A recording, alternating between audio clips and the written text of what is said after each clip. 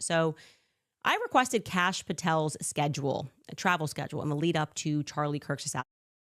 Just another thread that I'm pulling at, I don't know, because journalism, but also because there was this FBI plane, definitively an FBI plane, that landed into Salt Lake City, Utah on September 8th. So, Charlie, remember, he first went to Salt Lake City on the morning of the 10th, which I found to be very unusual that he would go there and do that weird restaurant interview, whatever it was, as his final interview. Well, there was an FBI plane that went to Salt Lake City, Utah on September 8th. And it's just interesting. That's all. Could be nothing. A full-blown American three-letter agency decided to slide into Candace Owens' DMs on X, and not in a good way. We're talking about one of the most powerful federal institutions in the country, the kind that's supposed to be out here cracking down on serious criminals and protecting the people, and they used their official account to clap back at a podcaster. Let that sink in. To understand how we even got here, we need to go back to the beginning. Candace posted a tweet saying, "Via FOIA, we formally requested Kash Patel's travel itinerary for the 3 days leading up to Charlie Kirk's assassination attempt, and we just heard back and we're told the burden of the request is too great." How is this even remotely legal? For anyone outside the US FOIA, the Freedom of Information Act is a federal law that gives the public the legal right to request records from government agencies. The whole idea is that government documents belong to the people, unless there's a solid reason to keep them under wraps, national security, privacy, active investigations, things like that. Candace addressed it on her show. But it leaves Richmond, Virginia at 9:50 a.m. It gets into Salt Lake at 12 p.m. and then it departs Salt Lake just an hour later. Really quick trip. Doesn't mean Kash Patel was on the flight, but just doing a bit of journalism, ruling things out, asking questions. So here's what we requested, and we had to fill out a form, which had to then be submitted. So we're just copying and pasting to you what we wrote because, like I said, it's a form submission. Laying it all out plainly. Citizens have the right to request this kind of information, especially since taxpayer money is literally funding these trips. She then showed the agency's response in full. No edits, no spin. But instead of engaging with the substance of her request, the FBI Rapid Response account jumped on X and posted, "Dear Candace Owens, please show us on the document sent to you acknowledging your FOIA request where we said the burden of the request is too great. Your show, just like the fake news media, will be called out when you lie. We hope this helps." Complete with emojis. The move backfired instantly. Rather than looking authoritative, they looked rattled. One commenter put it perfectly. "The entire media machine, government apparatus, and political class are coming after her, and you'll still think she's the villain." What a crazy world we live in. We wrote pursuant to the Freedom of Information Act. We listed that. I request copies of records reflecting the official schedule, calendar, meetings, and travel of Kash Patel for the period of September 7th, 2025 through to September 10th, 2025. This request includes, but is not limited to, official calendars and schedule entries, travel authorizations, travel itineraries, transportation or flight records related to official government travel, expense vouchers and reimbursement records, meeting logs, visitor logs associated with official events, emails or memoranda, scheduling or coordinating official travel or appearances. I request that the search include records maintained by the Office of the Director, Executive Secretariat, the Protective Operations Units, and any office responsible for executive travel coordination. To minimize burden, I am not requesting classified information, protective methodology, sensitive security details, or personal private information unrelated to official government business. She showed everything on her episode, yet they still chose to gaslight those of you who don't know any better. This is actually insane. How can you not see what's going on? This much panic over a podcaster who's, according to them, psychotic, a pathological liar, stupid, ugly, irrelevant, knows nothing, and proves nothing. If any of that were the case, this wouldn't be happening right now. FBI, you've blown your cover. Hard to argue with that. And this isn't happening in a vacuum out of nowhere.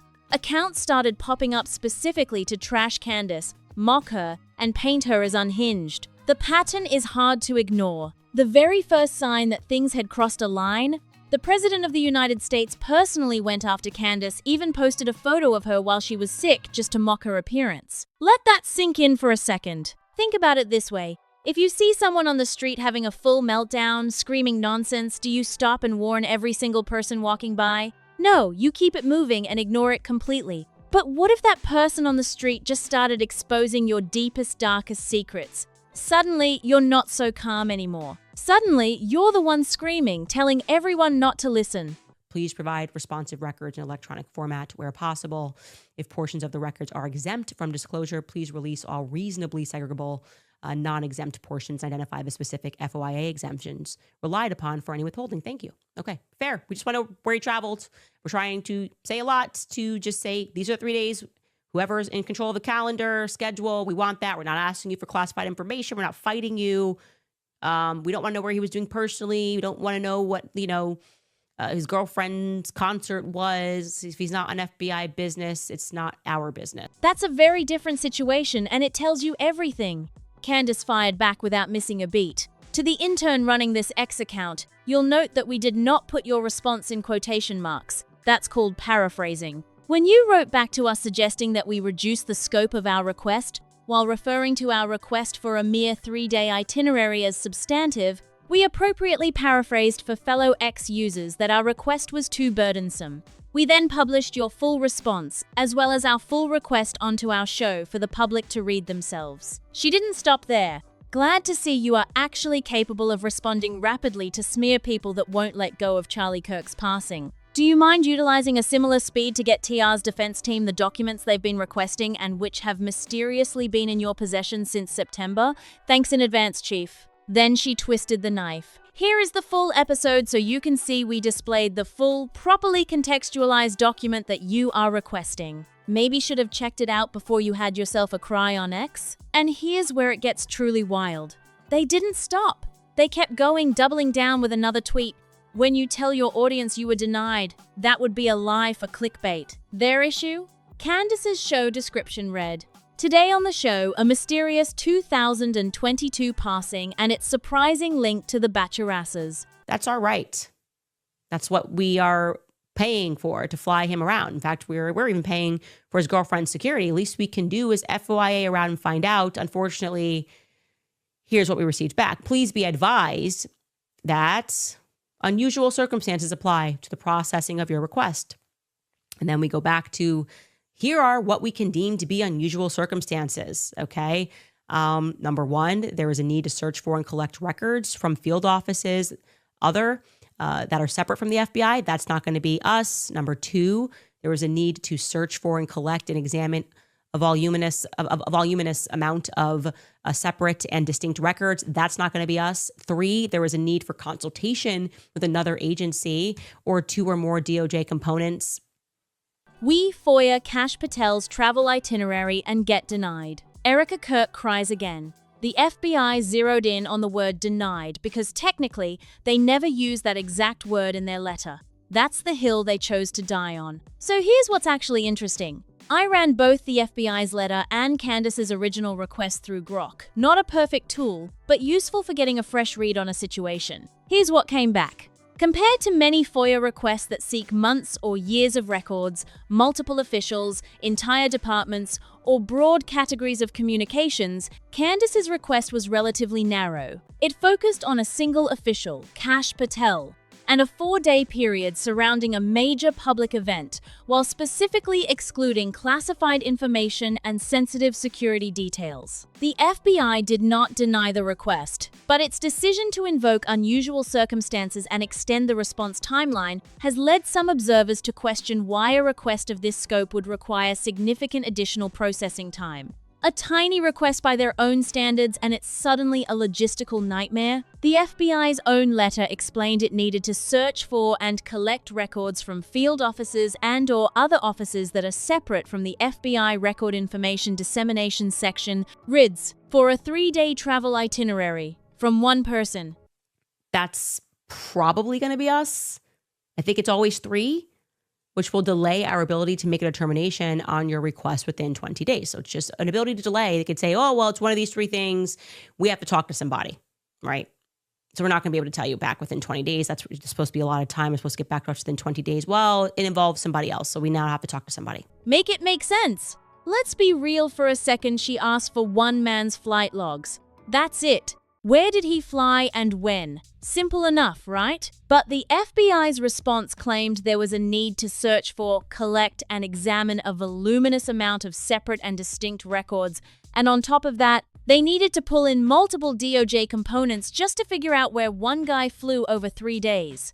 How many planes was this man on? Even Grok flagged it as suspicious. Given that this same office routinely handles requests covering years of data across entire departments, Candace clearly read between the lines this wasn't a delay. It was a soft rejection dressed up in bureaucratic language. She was never going to see those full records, or at best, she'd get a carefully curated slice of them. At that point, she'd had enough, and she let them know it.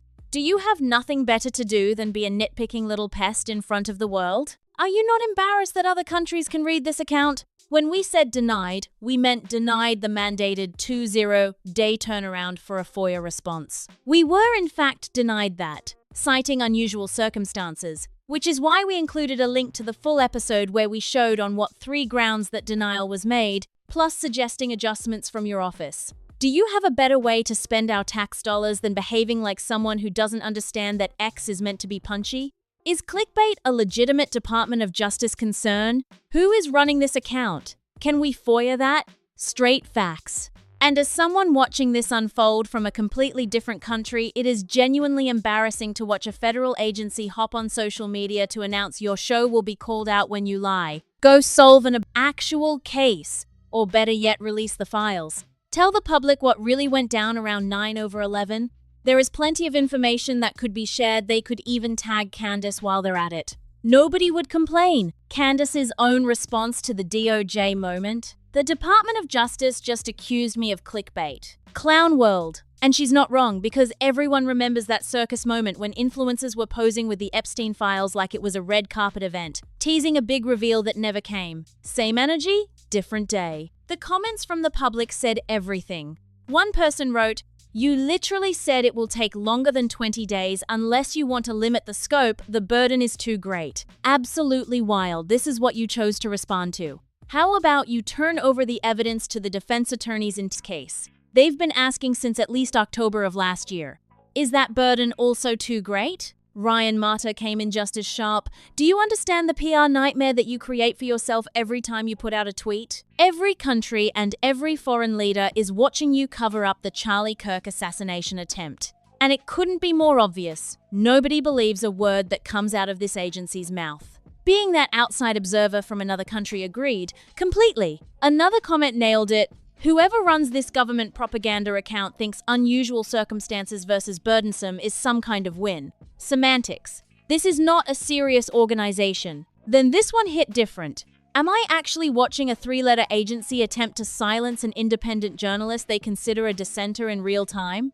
Because if so, we are in for a rough road ahead. And the last one said what everyone was thinking. No way this is an official account behaving like this. Only a very unserious person would have posted this, showing their obvious bias and complete unwillingness to cooperate with the American citizens who keep them employed. And if you think connecting TPUSA to all of this is a stretch, it really isn't. Because not long ago, Alex Clark straight up admitted on X that she was the one who walked into the Oval Office and advised a certain someone to post that now infamous tweet smearing Candace, Tucker, Meghan, and others. She wrote it herself, unprompted. Right after the Anna Kasparian interview, where Candace said that social media activity was being directed by outside voices, Alex fired back.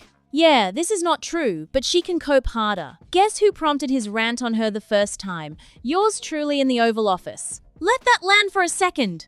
A TPUSA operative personally lobbied for a public smear campaign against Candace Owens, and it worked. So when Candace filed that FOIA request and got that cold bureaucratic brush off, do you really think it was just some tired staffer named Rachel who couldn't be bothered? Be more specific, please. Special circumstances. It's gonna take longer. Bye. No, someone made that call deliberately. And then there's Erica Kirk posting about the UFC event at the White House like she's a voice of the people. The left wants the White House to feel like an untouchable institution reserved for political elites. They hate seeing it used for events that remind Americans it belongs to them. Turning the White House into a place of celebration, culture, and public engagement, especially as we approach America's 250th, strips away the myth that government is something distant and above the American people. No surprise the Democrats despised last night's UFC event. But what truly frustrates them is what it represents: a White House that feels like the people's house again. The comments did not hold back, and rightfully so. One person clapped back. Yeah, it is reserved for the elites. Who was at the UFC fight? Elites. Let a normal person walk up to the White House and see what happens. I've never been invited to a party there. If it belongs to the people, then the people should be invited, not just the elites. What about the front row supporters who showed up to every single rally without missing one? They should have had the front seats, but no, the elites had those spots. None of you have any idea what it's like to be a regular, middle-class American, the backbone of this country. We get poorer and poorer, taxed into the ground, no time off, no time with family, can't afford groceries or gas. You call your pilot and book a $75,000 one-way flight without blinking, and most people don't even earn that amount in an entire year. And the comments kept landing like haymakers. One person went completely in. Have you really not figured out you're punching way above your weight? You're like the rich, spoiled Gen Z intern on their first day of work, thinking they'll walk straight into the CEO chair. They have absolutely no idea what they don't know yet, because real life hasn't taught them anything. Your reasoning and logic are underdeveloped, and short game cons don't count as life experience. Prisons are packed with people who thought they were sharper than everyone else. Manipulating for quick wins isn't cleverness, it just exposes a lazy and calculated nature. Bottom line, your description of what's happening at the White House has zero base in reality. And that is exactly it. The elites have floated so far above everyday life that they genuinely believe they can still come across as one of the people. Erica, you are one of them now. That UFC event was not a celebration for regular Americans. That was a Hunger Games-style spectacle, entertainment for the wealthiest in the room, your crowd. Erica. So it makes complete sense that when Candace filed a small, straightforward request, the response was basically, too much work, shrink it down, or wait longer. The pattern speaks for itself. Then Blake Neff from TPUSA had to show up, because of course he did. He posted, "Here we can see the latest thing that Candace will fixate on for the next 2 weeks as all important, the key to blowing the case wide open, so that she has an excuse to pressure more people." Of course, when she gets bored or successfully pulls out whatever she's looking for, which will turn out to be a total nothing burger, she'll quietly move on, dismiss it as irrelevant, and jump to the next fixation. This will continue until people stop falling for it. The only response needed? "I'm not reading all this. Where is the video?" That's it. Put up or pipe down, stop writing essays, and show the receipts. But they cannot help themselves, none of them can. It gives very strong crime and punishment energy. If you know your Dostoevsky, you already know exactly how this story ends for people who just cannot stop talking. So we will see whether Candace gets the data she is pushing for, but the real question is this. Did Candace misrepresent the FBI's response? Or did the FBI use bureaucratic language to quietly shut her down without ever technically saying no? Drop your thoughts in the comments below. This one is genuinely worth the debate. If this video gave you something to think about, hit that like button and share it with someone who needs to see it. If you are not subscribed yet, now is the time, and turn on notifications so you never miss an episode. See you in the next one.